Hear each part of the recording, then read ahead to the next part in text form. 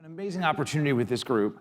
I'm going to give a little context of what our ExcelinEd hosts have asked us to do in this panel so you understand the goals and the context for this.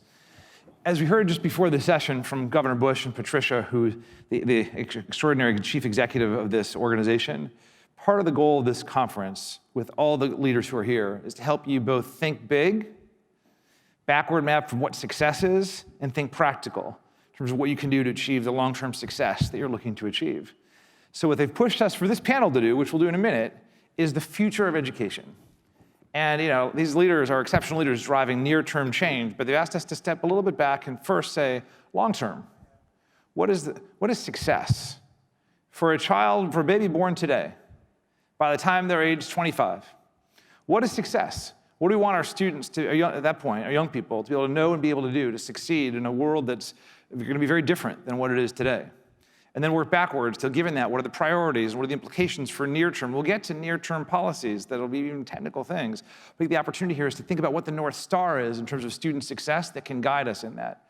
And just the very brief context I'd give to that is, I'd say name maybe 4 or 5 areas of focus for that North Star that have come up, or contextual trends that at least we want to keep in mind. Number 1, economic. We've heard a lot about. There's unprecedented change of the economy and workforce with massive implications for what our young people need to know and be able to do to have good jobs and good careers. Working backwards the last 20 years, 30 years, in 1973, 1 in 4 US jobs required more than a high school education. Basically, a high school degree was a ticket to a middle-class lifestyle. In the last 8 years, 95% of good new jobs, family wage with benefits, require something beyond high school. And moving forward, the most vulnerable jobs to automation are those 40K and under jobs that have just require a high school degree and nothing else. Those jobs are 20 times as vulnerable to automation and technology as jobs above 40K that have higher education. One piece of data I'll quote from Tennessee that I've learned from some of the Tennessee leaders, stunning. Tennessee's not alone in this. There's data showing, Governor Lee, as I know you know, that in the high school, people who graduated high school in 2010 in Tennessee and achieved nothing more than a high school degree, the average wages, the average compensation for those students, think to yourself a minute what that might be. What do you think the average wages for students who had just a high school degree 8 years later? $9,000. Essentially, the economists are telling us that there's a career and job and education ladder which is reaching success, that the middle components of that ladder are being decimated and eliminated. And while there are a lot of good jobs up here, the jobs that once required just high school and low level of skill are no longer there, and the question, how do we get young people to be able to move that ladder given these massive changes? Second, civic context. We've heard a lot about the importance in a fragmented country where the need to help students understand, young people understand what unites us and how to navigate difference. Number 3, we've got a major issue in terms of equity, both for low-income students and students of color, both from a fairness perspective, but also from an economic competitiveness perspective. When assuming the majority of students in our public schools are kids of color and low and moderate income students, how do we make sure that the gaps that are, both in terms of income and education, are addressed? 4th, fulfillment. We heard from Todd Rose what the goal might be in terms of helping students live fulfilling lives that match their sense of purpose. And 5th, I think we've heard some about values. What is it about how our education system will best reflect our best common values, and what are those values? I think there's some discussion to be had about what those are in a land of equal opportunity at our best, when people work hard and get ahead and make it possible for somebody from any background to problem solve and be a doer and work with others to actually change the community around them. Those are some of the kind of context and trends, but now we're going to go to the first question for each of the panelists. Again, we're going to come back to practicality shortly, but starting with, for a baby born today, what is success? And how will we know if we've achieved that success by the time that baby is age 25? And I think we'll start with Alan Galston, and then come to Governor Lee, and then Mayor Emanuel and Dr. Sanford. Alan. Well, good morning, everyone, and thanks, John. It's great to be on the panel. You kind of set it up well. You talked about the fact that we have unprecedented uncertainty and just macro forces that are shaping society today, and the massive implications that it has on a child born today. We absolutely need to make sure that a child born today, 25 years later, has the knowledge and the skills and the experiences that make them and optimize their ability to be socially and economically mobile. They need to have the basic academic content, math and literacy skills. They need to have the non-academic skills, what we call social emotional skills that allow them to navigate uncertainty, to have persistence, to have grit, and the types of things that we know are necessary today and are going to be even more important in the future. We know they're going to need to have the types of social capital, the experiences, the relationships, the networks that allow them to navigate the uncertainty and to understand the future. We know that they're going to need to have clear paths to be able to see the jobs and the opportunities that are available to them and their families in their communities, tied to the labor market, and to be able to have the education pathways to be able to see those jobs, get the types of experiences and skills, both academic and non-academic, to be able to get those jobs. But what I think is as important is, as a society, we have to know how that's going. We have to have the longitudinal data and information to say, is this working? Are our policies, are our practices working so that that young child born today, 25 years later, that we know that the system's working for them? And as you mentioned, which is really important, it has to be equitable for everyone, regardless of your zip code, your income level, or your race. I'll come back in a few minutes to kind of how will we know that, in terms of whether it's kind of quantitatively the measurements or other ways, how will we know that? But let's come back in a minute to that. Governor Lee, for a Tennessee baby born today, what does success look like for that baby in 25 years? What do they need to be ready to do? Yeah. Without reiterating those comments that are all appropriate, for me, it means that child, as an adult, is able to thrive in every way in their life. And I also think that they have to be, through their educational process, they have to have hope that they will be thriving. I used to, I never ran for office before governor, so I came from the private sector and had very little experience in government prior to doing this, but I had a lot of experience in business and ran a company, and we had a mission statement that said that we exist to create an environment that our employees can thrive. And I think that you referenced how unsuccessful a child in the future will be who just has a high school graduation.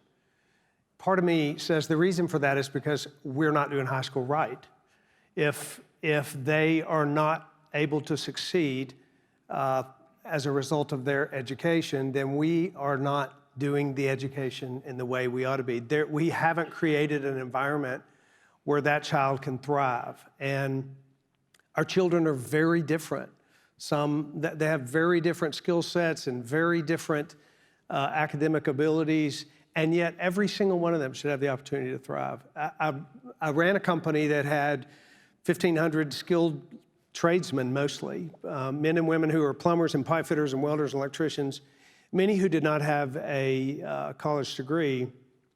And I realized our educational system needs to serve every kid that's coming through it. It's part of the reason we've done so much work on vocational education in our state.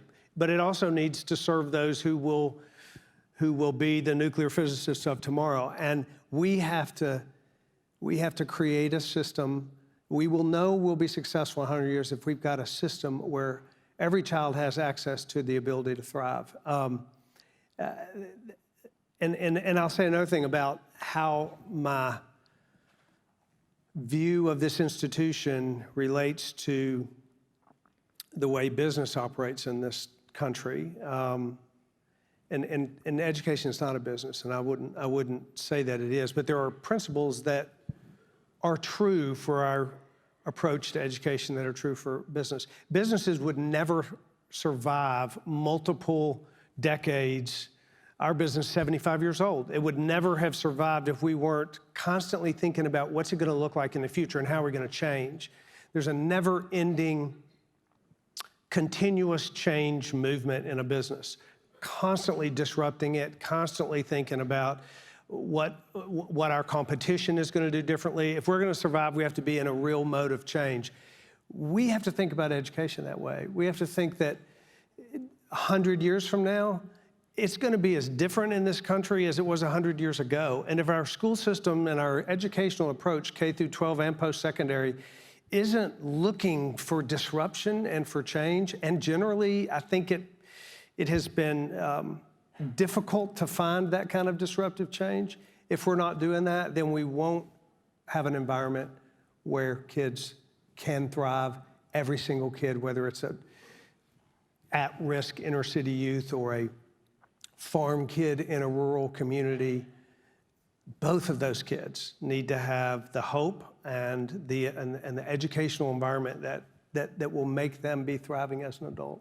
Thank you, Governor. And I'm going to come back in a few minutes to your kind of how you would think about disruptive change and what that means, what that looks like. You also made a good point that even post-high school, it's different. There's four-year college, there's 2 degrees, there's certificates. Half of the job openings in the next 5 years in the country are for jobs that require more than high school, but less than 4-year college. Sometimes I think we think about bifurcating 4-year college or high school degree, but there's a whole set of institutions and pathways that are somewhere in between that, which we'll come back to as well. Mayor, success. Well, I think I had this one experience when I was working for President Obama when we were losing 800,000 jobs a month.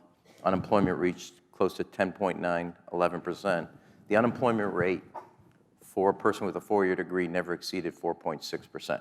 It was less than half at the worst moment of the greatest recession America had experienced since the Great Depression. So the biggest challenge we have is what I call the diploma divide. And that's what basically that moment was. And the truth is my view is that K through 12 is the 20th century. We all have to get to a pre-K to college model. And kids start dropping out of college in 3rd grade. They don't drop out freshman year. They drop out 3rd grade, which means we have to reach them basically 3 weeks old, but truly 3 years old. You got to move the educational system from kindergarten to a pre-K model, toddler model, and you got to move the high school to a minimum and start setting up 14th grade as the new bare minimum. And we have basically, the governor and I were talking about this because Tennessee was first, Chicago was first. We created Chicago Star Scholarship. You get a B average. Community college is free in the city of Chicago. We give you transportation, books, and tuition. And it's the only public scholarship in America a dreamer can get, is in the city of Chicago. And then we made kindergarten full day for every child, 7.5 hours, which it wasn't. And we're now on 2 years, on a 4-year process, universal full day pre-K for every 4-year-old in the city of Chicago. And to me, and then this year, which is the big piece, to get your high school diploma in the city of Chicago, you will now, starting this year, we started it 4 years ago, you have to produce a letter of acceptance from either college, community college, armed forces, a trade school, or a job. Every child, regardless of where they are in the high school, throughout the whole city, will have to show they have a plan when they walk across that stage. And it doesn't cost money, except for all this, obviously support you start, and we start freshman year. So it's not like this last semester, your senior year, start thinking about this.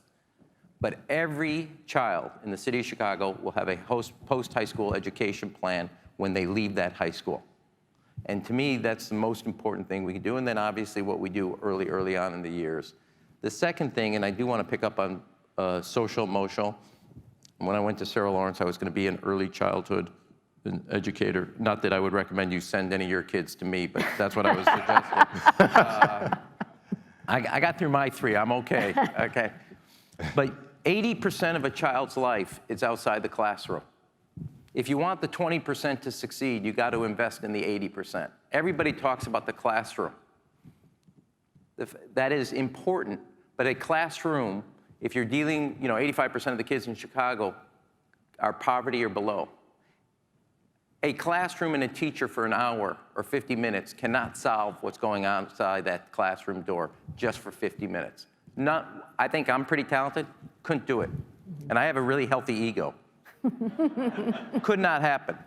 So if you want to succeed, you have to do things outside the classroom on summer jobs, after school, investment in reading in our libraries. We have the largest summer reading program in the United States of America. All the things that we do as parents, the city or government has to do to support others to make sure every child has a bare minimum of the emotional, intellectual, and cultural support so they can succeed in those 20% by investing in the 80%.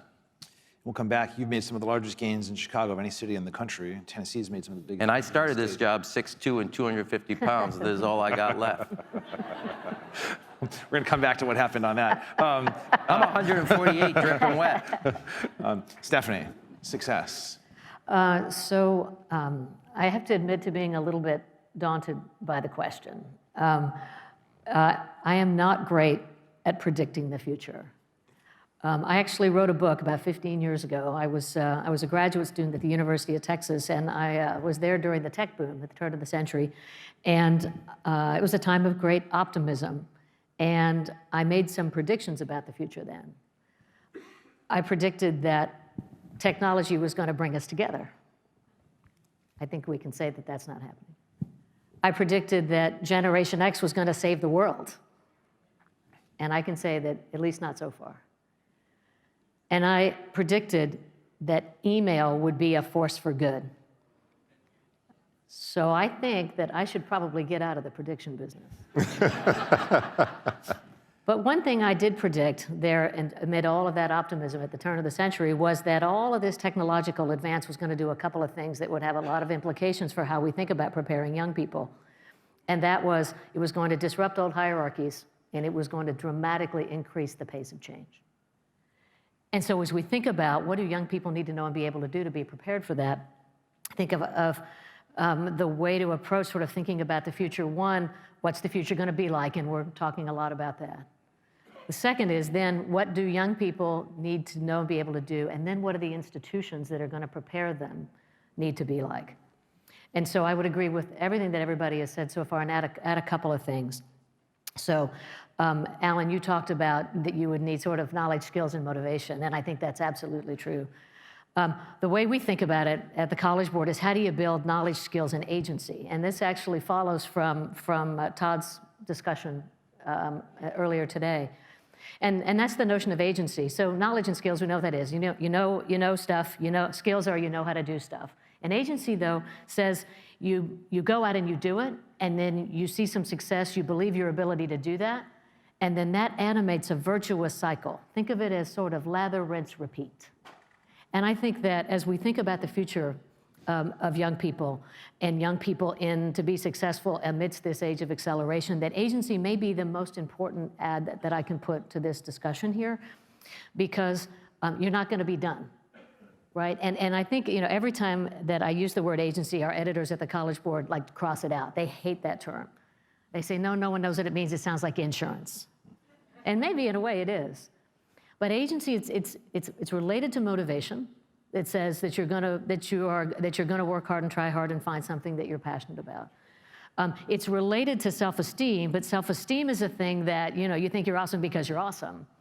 And agency is something that it says that I'm going to take what I know, I'm going to work hard, I'm going to see some result of that, I'm going to believe that I can, I'm going to believe that I can take charge of my own learning in my own life, and then I'm going to go back and start that all over again. And in a time of great change, multiple jobs over a lifetime, and this rapid pace change, that strikes me as probably the number one thing that we've thought least about in our current educational system and will need to think most about in the future. Come back on all these to what the actionable and near-term priorities are in a few minutes, including want to come back on agency and what you think that actually will take to drive that. But let me just ask, maybe Alan to start because you alluded to this, but then anyone on the panel. This is a goal-driven, often data-driven group here. How will we know if we're successful? Again, maybe in terms of quantitative measurements, it may be otherwise, but when we look back, and whether it's 100 years you want to go that far, or 25 years for a 25-year-old who's born today, start with Alan and then any others. How are we going to know whether we've been successful by student and overall? Yeah, so I think, what's great about the question is there's some concrete examples that I think are in play today that we're very optimistic about at the Gates Foundation. And look, this isn't the sole answer, but I think it is absolutely part of the answer. One example of many across the country is the state of Kentucky. They have a robust longitudinal data system. They understand the critical milestones that the citizens of the state of Kentucky, in particular their students, need to reach pre-K, K-12, post-secondary, and actually into the labor market. And they actually track that. And they map their policies against what is driving those momentum points. And then they feed that back into the public systems. They help policymakers and the labor market understand how students are, once they graduate, how their earnings fare in the state of Kentucky, what institutions they attend, et cetera. If you move outside of Kentucky, then you don't have that data, but they have robust data that they are actually using in practical ways to inform policy practice and how institutions should be shaped and how to make connections between the labor market and at least the post-secondary institutions, along with partnerships with K-12. So I would argue that we have to have that in place at scale in our country in order to understand if we're succeeding on this, real important need for our country. So that's one concrete example. There are other states that are in various stages of not only just having those systems, but using them and making sure that their policies and their laws enable use and protect the privacy of their citizens, which is obviously a real question and a real issue and a real concern for many people. So again, I think you have to have that in place if we're going to know. You have to understand what those milestones are, what policies enable success against those milestones, again, pre to 20, as the mayor said, and you have to have a sense of how they fare after they graduate their post-secondary credential, and what does the labor market dynamics look like, and how do the graduates fare. Just one quick follow-up. How many states have data on that today? We just did a landscaping. I think, if I remember the number, at various stages, there's no perfect state. And so we're very interested in helping states kind of continue to move the needle on that. But roughly 37 states, 38, have really the fundamentals to do this fairly well. But then you see policy barriers, human capital barriers. I mean, someone has to actually be interested and have the capability and capacity to run this information in a way that's useful. So there are a number of barriers that are imminently solvable. But we have a good start across the country. Mayor? Well, I mean, look, I used to say to the business leaders of Chicago that if we don't know how to figure out how to get more people in the winner's circle, this game is up. Yeah. And you can look at what's going on in what I call Disneyland on the Potomac right now. I mean, you have basically the first generation, and well, this is, I would say, social and political cohesion. You have the first generation. This is kind of an explainable moment. It's not really complicated. We've never in 200 years had a generation where parents think their kids' future is going to be worse than theirs. And if other parents don't think that their children are going to get a shot, I mean, my 3 kids, it's going to be rough, but they're going to be okay. They come from a loving family with a great education. They're going to figure this out. I gave them the 2 foundational pieces, or Amy did, and I was there also. Okay, and that's a fact. But if you're sitting in Bridgeport, Auburn, and Gresham, of the Chicago neighborhoods, Edgewater, and you think the system is rigged for those kids but not your kids, you're going to break up the political system. You're going to say, I'm pulling this thing into neutral and nothing moves forward. And that's what you're seeing in Hong Kong, Lebanon, Paris streets, all across the globe. This is a middle-class populist revolution. So when you ask me what's a sign of success, is that we've come back together as a country. Every problem we face today can be solved through the educational system. And if we don't get that right, the cohesion of our country will come apart, and you're witnessing it right now. So as I used to say to business leaders, if you think we can keep doing the same thing we're doing, there's not a moat big enough I can build for you to protect the downtown business district. We have to get more people in the winner's circle around here. And so to me, and then once everybody knows that you're guaranteed an outcome, but you're guaranteed a shot at an outcome, then you're going to have social cohesion and political cohesion. And what we're seeing today, I mean, I can go on, and I want to thank you all for the therapy time I'm having right now, but that's really the biggest problem. That's how we know we have success. So in order, that's very stark. And so if we're going to have I kind of thought that was optimistic. It wasn't stark. I mean, I'll give you a stark. Look what, climate change. But I mean, here, I really do believe that's success. I mean, we can talk about all these things, but in the end of the day, If you think your kids can never get a chance at a future, you're going to make a political statement, because don't ever get between Mama Bear and her cubs. Full stop. And that's what we're experiencing right now. So if we're going to, Stephanie? No, I was going to say that I hear it's sort of a tension between a notion of cohesion and buying into a system and a common sense of opportunity. And what we've heard about here is this notion of personalization, right? I mean, how do we square that notion, right? If more is on you, is what we heard this morning, if there's greater personalization and a greater pace of change, that seems like a natural tension between that and cohesion. So what is the role of institutions in creating that sort of cohesion? I mean, what's the picture in your head when you talk about that? I'm not saying this, well, first of all, I mean, if I had it, to graduate high school in Chicago, you have to do 40 hours of community service. Mm-hmm. I think it's really important that, and I've written about this, mm-hmm. I think everybody should do a minimum of 6 months post-high school of national service. Mm-hmm.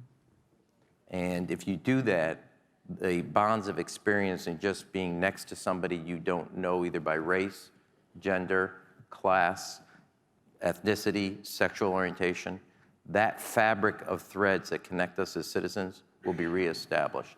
And I think that's really important. I think the social and political cohesion, or the lack thereof, is, I think, one of the biggest challenges we have. And education and those efforts are one of the most important things to creating a level set. So you all helped articulate the stakes here, including, have parents, kids think, okay, kids can do as well or better than their parents did, not worse, that we have people who feel like they've got a fair shot, a sense of hope, a fair shot at actually being able to achieve the kind of work hard, get ahead, at least an equal opportunity for success.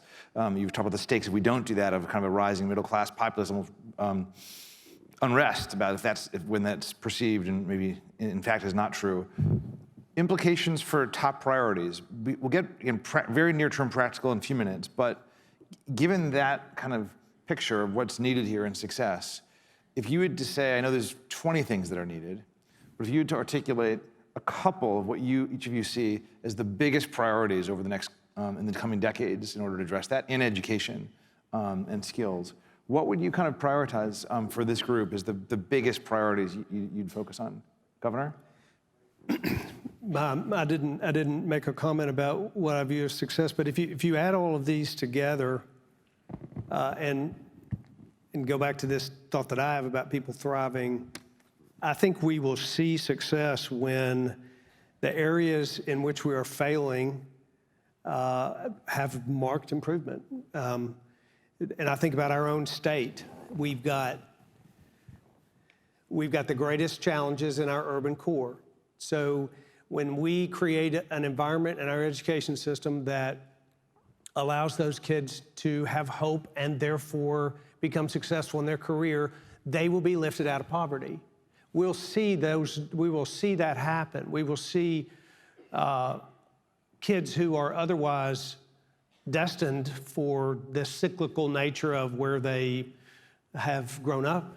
They'll be lifted out of that. The Wall Street Journal did an article some time back about rural America as the new inner city. It's interesting to me that the rural communities and the challenges we have in our rural communities educationally are very much the same as those that we have in our urban inner city. And those are the two places where we struggle the most, right? So, and I got to tell you, my whole focus, and one of the reasons that I got involved in education in the first place came from many years ago. I was working in a nonprofit for at-risk inner city kids, and I started mentoring a kid that was living in a very difficult neighborhood, whose mother was in prison. He didn't know his dad, and he had all of those challenges, and he had an F on his report card in every single subject in the school he was in. I started mentoring this kid, and by the way, if you really want to get engaged in a subject, mentor somebody, and you'll suddenly be very engaged in their life. You need to know a whole lot more about it and the challenges that they face. I worked with his caretaker to move schools, and everything changed for that kid. And I found myself saying, I'm happy for his success, but all of those kids that are in that other school are going to fail. And they're all likely to fail. And I looked at that and said, we will know when we have success when those kids in that environment that are destined for failure and destined for poverty are when those numbers begin to change. And so we do that by targeting educational success to that area where we have the greatest failure. And in our state, we're doing the same thing in our rural communities because we have real challenges there. Those are the ways we start to target. Mm-hmm. Thank you. Other priorities, biggest priorities? Look, I mean, again, Chicago, I have the experience of Chicago. There was a 70-year battle for equitable funding in the state of Illinois. Illinois was dead last in funding based on race and income. Dead last, meaning, no disrespect, but Louisiana and Mississippi were beating Illinois. So we battled the governor, got all the districts that had economic and racial inequality, got Chicago in a boat so they couldn't play Chicago versus the rest of the state. Rewrote the formula for all new dollars. We have, and I say that by experience because we have to be honest, when you're dealing with poor kids, the cost to level set is more expensive than kids coming from well-to-do communities. They have all the other support that their parents, family, faith, other institutions, and it just takes more money. And we had to stop saying that somehow, well, this is what it costs in Naperville or Barrington in DuPage County. Why does it cost this in Chicago? Because we're dealing with poverty. And poverty can really set you back, culturally, economically, institutionally, and psychologically. And it takes more, not just money, but money is a big level set. We got to be honest about it. And you know, we grew our graduation rate from 56 to 80%. Every year we set a new record high. 50% of all kids today in Chicago graduate with college credit before they walk across the stage to get their high school diploma. The kids that go to Chicago, we have 80% graduating. We now, even though 85% of the kids are poor, and talking about what the governor talked about, 44% of the United States children go to college. In Chicago, 44%. But ours are more poor than the rest of the country.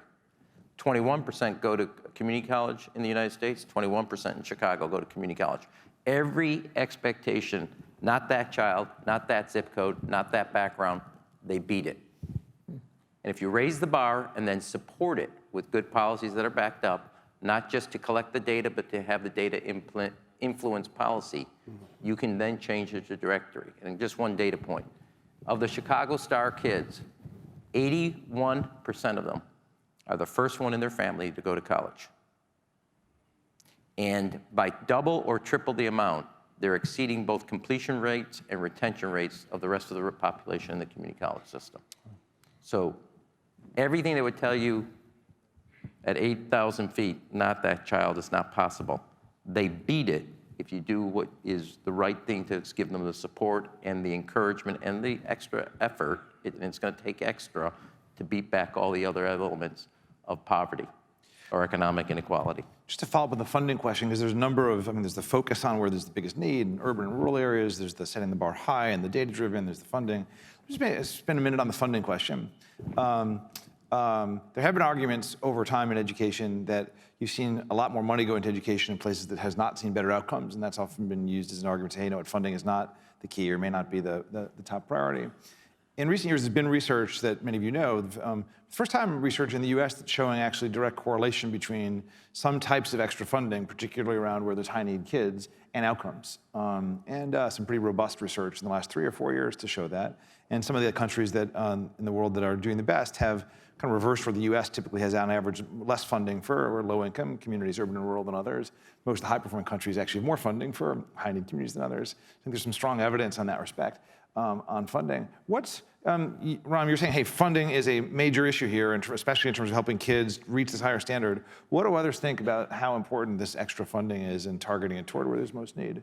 I think it's absolutely true that funding is a key issue, but it's in my view, an oversimplification to say that it's just more money. It's actually how you spend the money. And I think you have to look exactly at the success stories like what you see in Chicago and other communities across the country, where funding really has been a critical factor, I would argue it was the funding that went to specific types of interventions and strategies to, as the mayor said, bring more people into the fold and into the tent. And in student terms, drive student outcomes for all students, but particularly for those who are underserved. And so you really then have to have the conversation about what exactly is the problem in your system, and how will funding then specifically go to drive specific either policies or programs that will drive student success. And I would again argue, in order to do that well, you have to know what's happening with your students, and you have to have the information and the data to do that. Thank you. Governor? I think funding is incredibly important, but targeted funding at the things that are going to drive certain behaviors is the way to, as opposed to just more funding. For example, my view is that the teacher is the key. Like, the kids are, if we don't have the very best teachers in Tennessee, then we're not going to have the very best outcomes. We should be investing, and not just teachers. We all know this. Teachers are a remarkable group of people who, and I'm married to one who was a teacher for 15 years. They're motivated by a lot of other things than pay, but even in business, you know that your best employees, you better be supporting them financially, along with all the other ways that you need to be supporting them, or they're going to go somewhere else. We have to have a competitive environment. We have to have teachers that are paid appropriately. We have to do a lot more to support them than what traditionally has been done, and that takes a lot of money, especially in a state like ours, to elevate that. But it's only one piece of the funding. And another thing I'll say about funding, I think that if you're going to introduce funding into a system, then it works best when you have competition in that system that allows folks to go after funding, right? So I think that education is much like any other institution in this country. Those that feel the need to compete are going to achieve greater success. It's part of the reason I've pursued choice and choice options. One of the things I learned in my mentoring this little kid is he didn't have a choice of where he went to school when I first met him. And when he was given a choice, then suddenly his outcomes, not only were his outcomes better, but presumably the school where he left suddenly realizes, hey, we're going to lose kids to other schools that are competing and performing better than we are.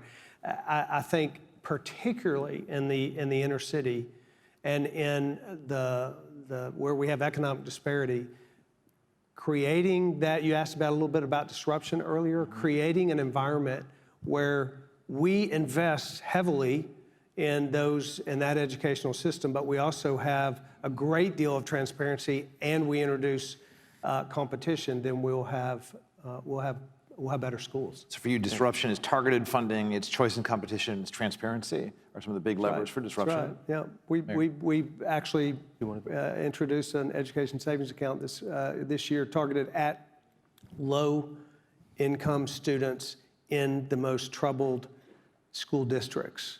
And it is disruptive.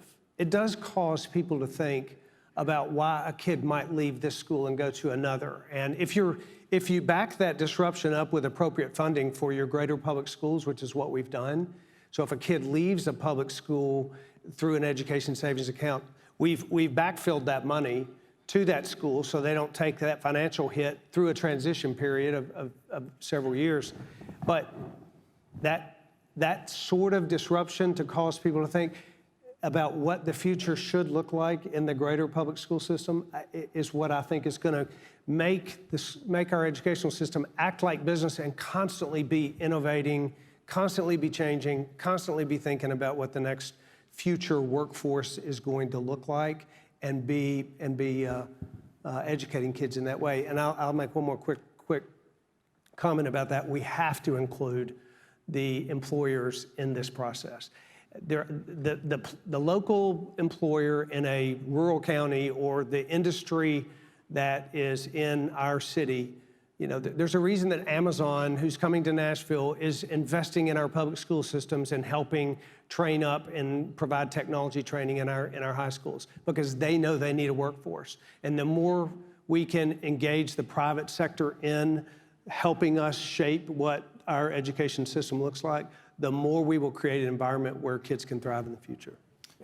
Since I'm a middle child and we wrote a book, War or Peace, I'm gonna do that. So I think there's too much comedy here, so let me just try this, okay? Give you an example of what I mean by level setting. If any one of my kids needed help, Amy and I could figure out a tutor. So we have 82 libraries throughout the city of Chicago. From 3 to 6 in every library is a teacher to do homework help after school. So every child gets a tutor. We're the only library system you can go online free in English and Spanish and get help for 18 hours a day with a person directly on any subject you want. So every child, not just children on the north side or parts of the city of Chicago, get a tutor. That creates a level set, investing in the 80 versus the 20. On the governor's point, I would slightly, while teachers are essential, you can't change the system if you don't get the principals bought into that system. And the most underappreciated part, there's kind of 3 legs to the stool: the front door of the home, the front door of the school, and the front door of the class. And if we only focus on teachers, we're missing the other 2 that are really, really essential. And a person that creates a culture of accountability, teamwork, et cetera, is that principal. And they need to be bought in with major, major efforts of what we did. Janice Jackson is the head of the CEO of the Chicago Public Schools, former principal. Head of Education Policy at CPS, LaTanya McDade, principal. 7-person board, 2 principals on it. Now, third, and then this debate drives me crazy between neighborhood versus charter. I think it's the dumbest debate. It's quality versus mediocrity. It is not about brand. It's about, in my view, how we all as parents make a decision. You look for quality, not mediocrity. And we have to reframe this debate, because there are good charters, bad charters. There are good neighborhood, bad neighborhood. It's what success looks like. Now, I happen to also think, if you go back in the history, President Clinton pushed the charters because at that point it was a fight between neighborhood public schools versus parochial, private. So there was an idea to come up with public competition inside the public school system. Now we have a fight there where I really think the frame is about quality versus mediocrity. We listened to principals that were going to traditional public schools about charters and their frustration. So we created an independent school network, meaning that if 3 years in a row a school was achieving greater gains on attendance, greater gains on test scores, greater gains on a whole host of measures, you then became an independent school. You didn't have to report to the central office, fill out all the forms, et cetera. So inside the traditional neighborhood format, we gave them the same kind of sense of independence that a charter was getting. And again, creating a sense of, in my view, getting past this charter versus neighborhood, which I'm telling you, we're gonna just rip up a whole system and miss really what the debate is about. Now, I am, as a former ballet dancer, quite flexible. So I'm glad you appreciate that. When we created Chicago Star, one of the last things I did as mayor, that if you were a child in Chicago that went to a parochial school, and part of the big shoulder, there's about 25,000 kids, you were poor, lived in the city. We allowed you to come, and you got to be average. So if you came from the parochial system into the Chicago Community College system, we didn't do money from, and I'm not for, a voucher system. But we allowed you to come from the Catholic school system of high school into the Chicago public schools of the community college system. You just had to be average, and you met kind of what would be a Pell Grant, that is a poverty measure, and below, et cetera, like that. But I really want to say, it's quality versus mediocrity. It's not about neighborhood versus charter. And in the discussion about teachers, let's not forget that the principal plays a central role in creating a culture of success or not, and then create competition inside the public school system. You succeed, you don't have to fill out 20 forms a day.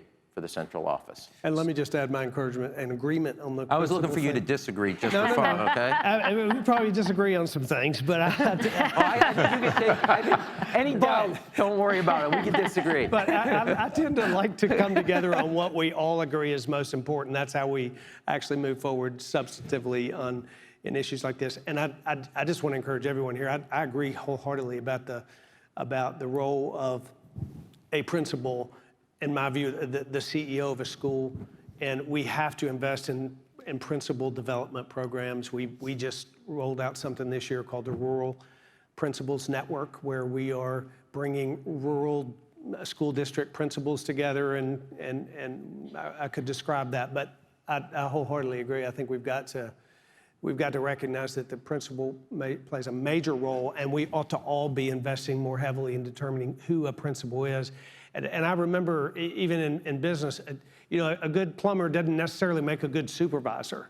They might be the best plumber in the world, but they might not make a good foreman. And so recognizing the unique giftings of a principal and how it is that we invest in them is really important. Just briefly on that, because we've got, I want to do a few more questions, then open up in about 5 or 8 minutes to this amazing audience for questions. But it's interesting to think about the big success that we're looking for over time. We're now getting into some really specific priorities that have emerged from your own leadership about what's important. Principals, I agree. Some of you know I created and ran a nonprofit called New Leaders for a long time, focused on this issue. A great school, you've never seen a great school without a great principal. The number one factor, in-school factor driving student success is a teacher. Number 2 is a principal, but you don't keep great teachers and get them if you don't have the right principal. Based on what you've seen and learned, especially the state policymakers out here, based on what you learned, you've done a lot on this, what are 1 or 2 practical things that you would suggest to state policymakers that they could do to actually make progress on the issue of great school principals? Any priorities or any lessons learned from? Well, I think the tension here about even just around funding, right? And we're an interesting point now around sort of accountability and measurement. And Alan, you alluded to it, that we need a data system that says how things are doing. I think in a question of funding, in a question of equity, you've got to have some sort of measurement system. And I think right now to figure out what can we agree on about that, and how can it be sort of formative and ongoing, right? Because I think that part of what the tension that we've seen is sort of a backlash against testing, as though it is somehow controversial to measure whether something is working or to measure whether actually someone knows something or not. And so I think that from a policy perspective, getting very clear on measuring what matters, and particularly measuring what matters when, with respect to funding, because to target funding to that which works does require a mechanism of what actually works. And so that's number 1. Number 2, then looking at this tension between what is large and durable and what is personal. Because when we talk about a student and student outcomes, that is what students know and are able to do. And the good news about technology is that enables us to really be able to do that. We're going to hear from Sal Khan at lunchtime, and I think what they've been able to do is to have an institution with a great deal of reach, but also quite a personal touch with the students. So for example, just to give you a sense of that scale, we created at the College Board a project with them where we took a large-scale assessment, the PSAT, 6 million students take it, and they can go and take their results, hit enter, link their 2 accounts, and get a personalized practice plan, right? And there are 9 million students, personalized plan. So there's a way that you can say, how does a large-scale assessment actually line up with personalized learning at some kind of scale? So then you can measure, and then if a student then goes to take the PSAT through the SAT, there's a demonstrable evidence to both the system of a gain of about 90 points. There is also, back to the question of agency, a feedback loop to a student that said, I worked on something, I practiced, I got better.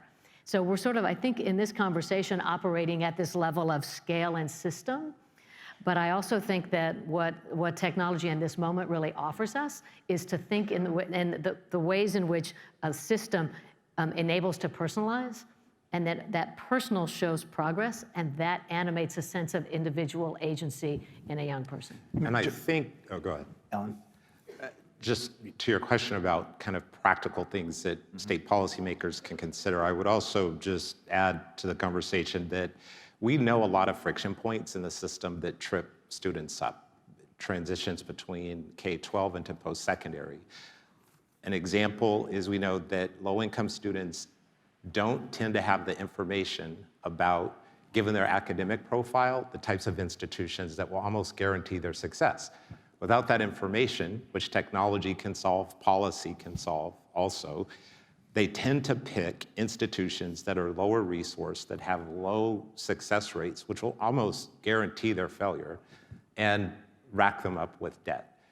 That's a friction point that we can solve almost tomorrow at scale. So there are these friction points that I would also argue are just practical problems and challenges that students face every day. The lack of navigational supports, the lack of information about where the jobs are in my community, and what do I actually need to do to get there, and what's the path. I think these are things that we can really take on to get to that, big dream that we have. Those are very student success. Yeah, and there's then policy can fill in those gaps. Just a couple comments. Our Tennessee Promise program, which is getting people into junior colleges and colleges of applied technology, and I'll mention that too in a second. But we attach mentors with those kids who are applying for that, so that they can navigate that process. And we have nonprofits that provide those mentors as well in our high school system that start early. And you talked about kids, sort of their interests and what direction they want to go. I'm a firm believer that you got to start that process in 6th and 7th grade. Mm-hmm. You start in middle school where, and not only do you expose kids to what their options are, but you engage the private sector with them and have more work-based learning opportunities, or at least where kids can say, what does it mean to be a physical therapist? Someone tell me what that is. How could I ever choose that if I don't know even what that means? And they may change their mind going forward, but we're trying to drive the partnerships between industry and eventual employment to the middle school level, and then recognize that these kids are going to navigate their way. And if you get them interested in something, they're likely to go to post-secondary. And it may be a technical 2-year degree, which, by the way, in Tennessee has about a 80% graduation rate and about a 90% placement rate. Yeah.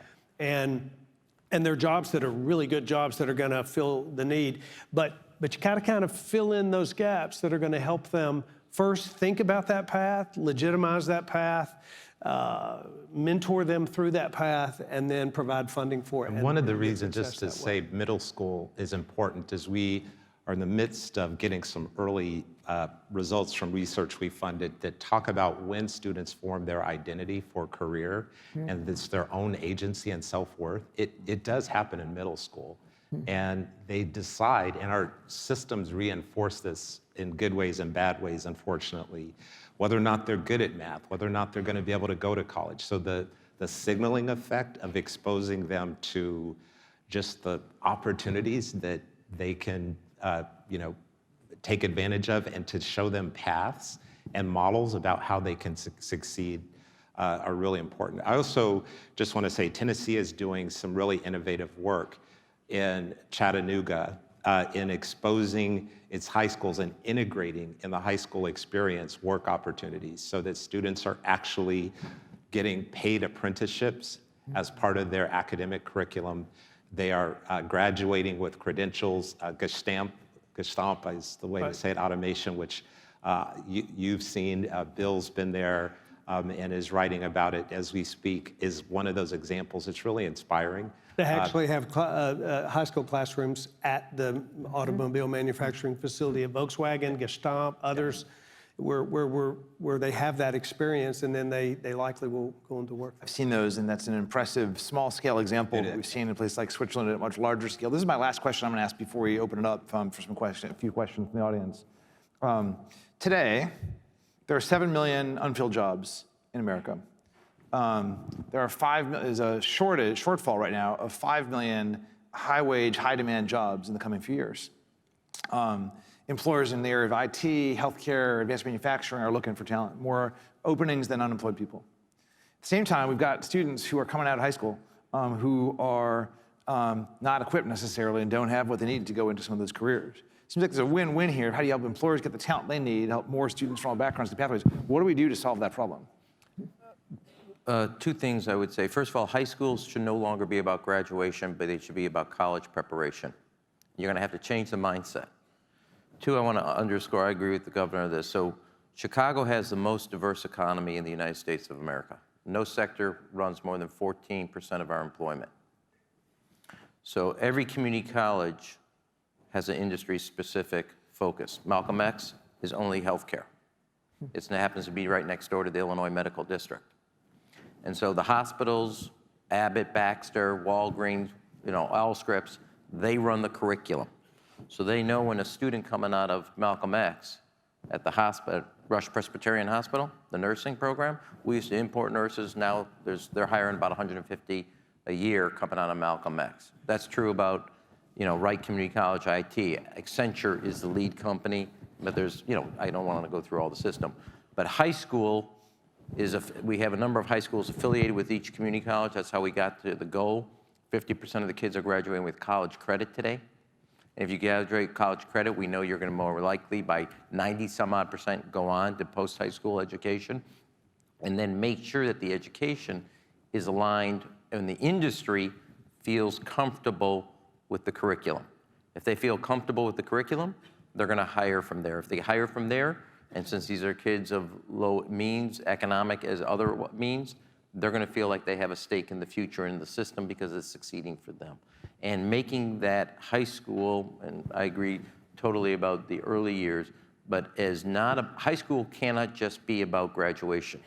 It's got to be about preparation and mindset of what's future. I will say one last thing, and we didn't touch on this. We talked about the economy, social cohesion. If you go to a state prison today, 80% of the folks in that prison are men of color, male, 18 to 35, minority, without a high school degree. And the only factor you can change in there is a high school degree. And if you give a child who walks across the stage on graduation a diploma, they have a tomorrow. And they ain't gonna do something stupid, or less likely. If they do not have that degree and do not think they're gonna live to 21, they're gonna do something mighty stupid in the next hour. And so the biggest thing you can do to change the trajectory of a young man, specifically, and if we wanna think about solving our problems, is do everything you can to support them starting at 3, 4 years old so that they can make it across that stage. They make it across that stage, as Yogi Bear used to say, when you get to the fork in the road, take it. That, to me, is one of the most important things we can do to give, as you say, you have all 5 million jobs. We have an incredible amount of talent in our inner cities. But they don't know about that. They haven't experienced it. It is not part of their world experience. And the biggest effort we got to do is make sure they get across that stage, because then they have a tomorrow, and if they have a tomorrow, we have a tomorrow with them. I'll add one little thing about that. We've done some extensive work so far in criminal justice reform, but just begun to do what I think is very important work. I actually mentored men coming out of prison for years in my private life, and that's what caused me to develop a real interest in the way we re-enter people. 95% of everyone sitting in a jail cell is coming back into our communities, and we don't do a really good job of re-entering them. Besides, we put the wrong people in for the wrong reasons. But there's a tremendous opportunity even in workforce development for re-entry, and we're working hard in our state to, without going into a lot of detail there, you mentioned it. Those folks are coming out, and there's real opportunity to to allow them to provide an environment where they too can be successful when they re-enter. And we do that through education and workforce development. We actually funded education for the incarcerated who are about to get out because we made a substantial investment in our first year's budget to provide certificate attainment or educational attainment to those that are incarcerated about to come out, because we know they have a 40% less likely chance of re-entering prison if they have that attainment on their way out. Let's go to a question or two. This has been such a rich discussion. So let's go to a question or two from the audience. Yeah, well, the mics are working. Yes.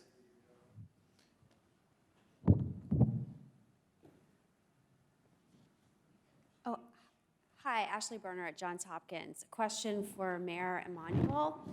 You made a big and very powerful bet on the International Baccalaureate program in Chicago. And I'm interested in what led you to make that bet. And that's my first question. Barriers that you experienced. Why aren't people knocking the doors down to say, how did you do it? So about the first, I would call it year, the University of Chicago School on Public Education did a report. So it showed that kids of color that went to IB programs by, like, I'm doing this by memory, 40 some odd % exceeded kids that went to our best testing in schools. So the 7 best high schools in the state of Illinois are all in the city of Chicago. Not that I'm competitive, but I want you to know that. And they're, you know, Peyton, Northside, blah, blah, blah.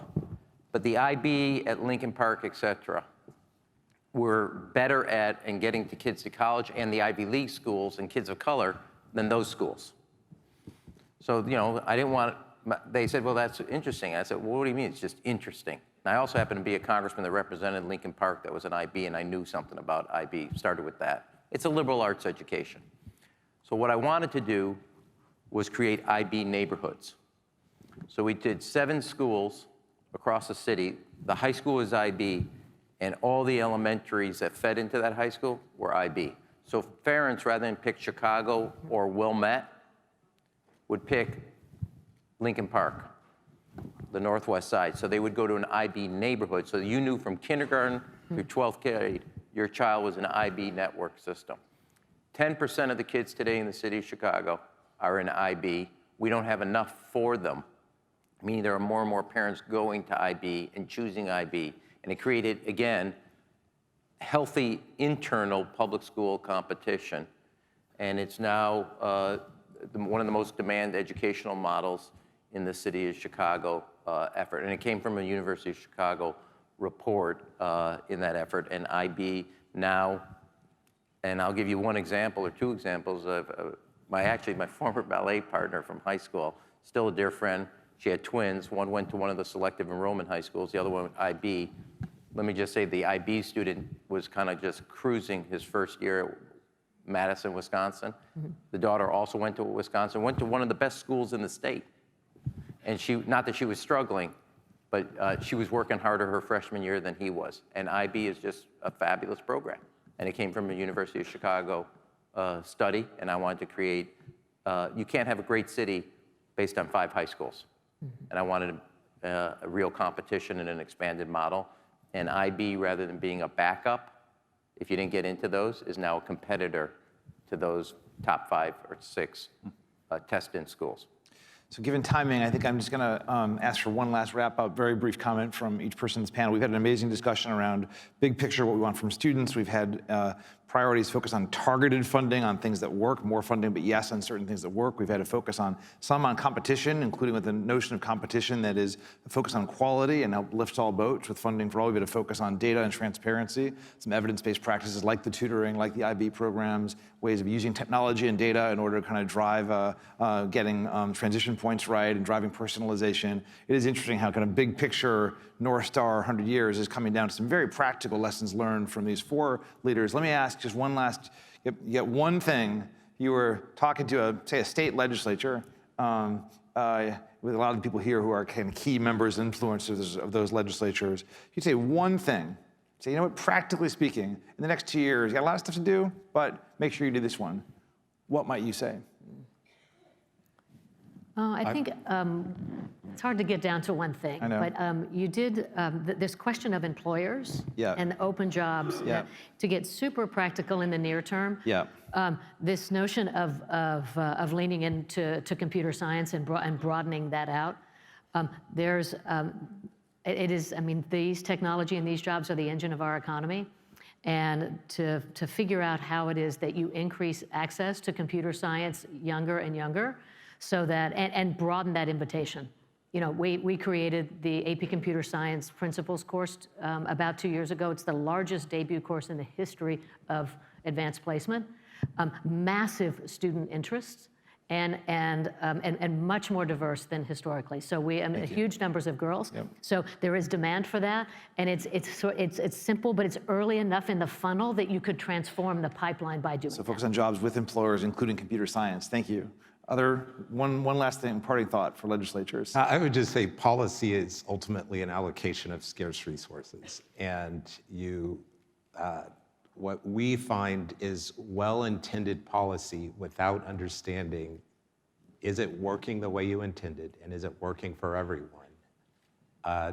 Generally results in a disappointment. So I would push, if he's had to say one thing, I would say, make sure you press your state systems to have the information that you need, the full set, to make good policy decisions to allocate scarce resources. Data and data systems may be unsexy, but it's what allows you to figure out what's working. Yep.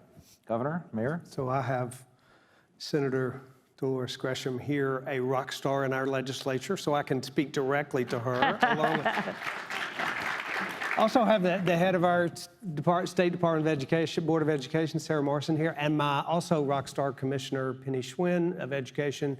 And I would say that we together would say, there are so many things that have to be done, but we have to just never stop pushing for innovation and change and creativity, and never stop aggressively remembering the thing that drove me to become passionate about education, that kid that is sitting in that classroom that will not be successful unless we do what we should do, and that's press and look for best practices and meet with people and elevate conversations, and because there are 1 million kids in Tennessee who are hopeful, very hopeful, that we will not accept the status quo and that we will challenge so that there'll be a better system for them.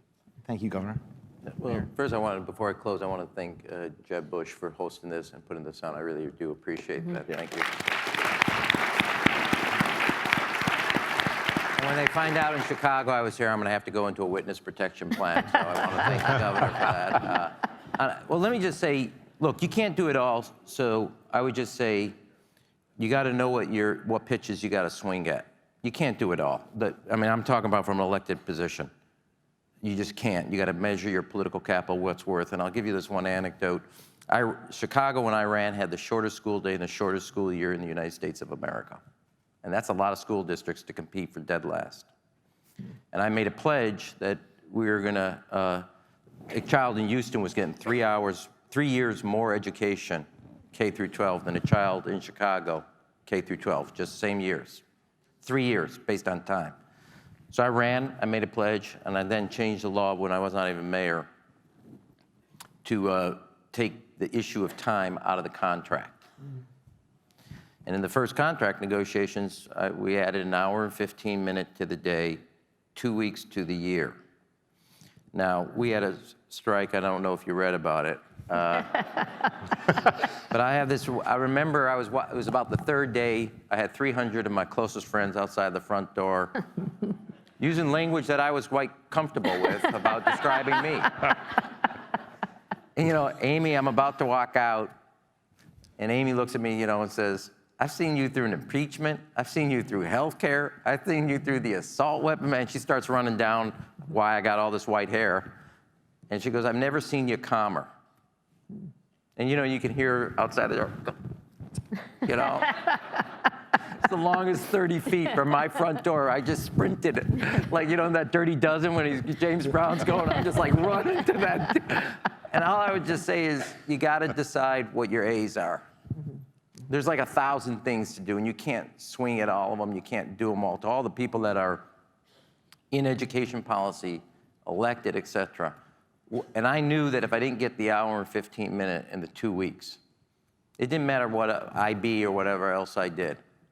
That was a foundational piece, and the full day kindergarten for every child. And if we didn't get that right, we weren't going to get anything else right. And so you got to decide what your A's are, and then you got to be half crazy. And because you got to be, anybody who's run for office, if it was easy, as I used to say to the president, if it was easy, we wouldn't need you here.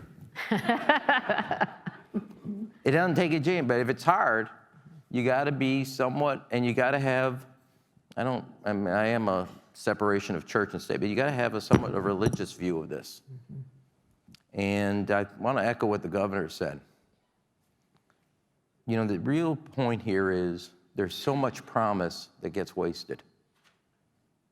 So much potential.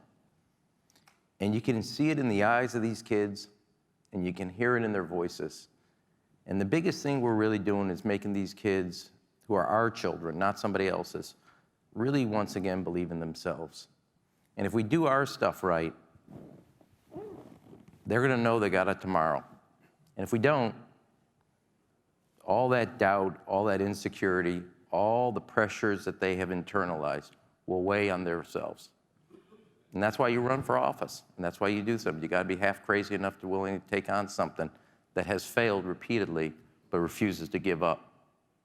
Well, with that vision of what is possible with all the tenacity and the leadership and the half craziness across this room that's dedicated to just that proposition, I want to give a very warm thank you so much to Stephanie Sanford, Mayor Emanuel, Governor Lee, Dalton. Thank you so much.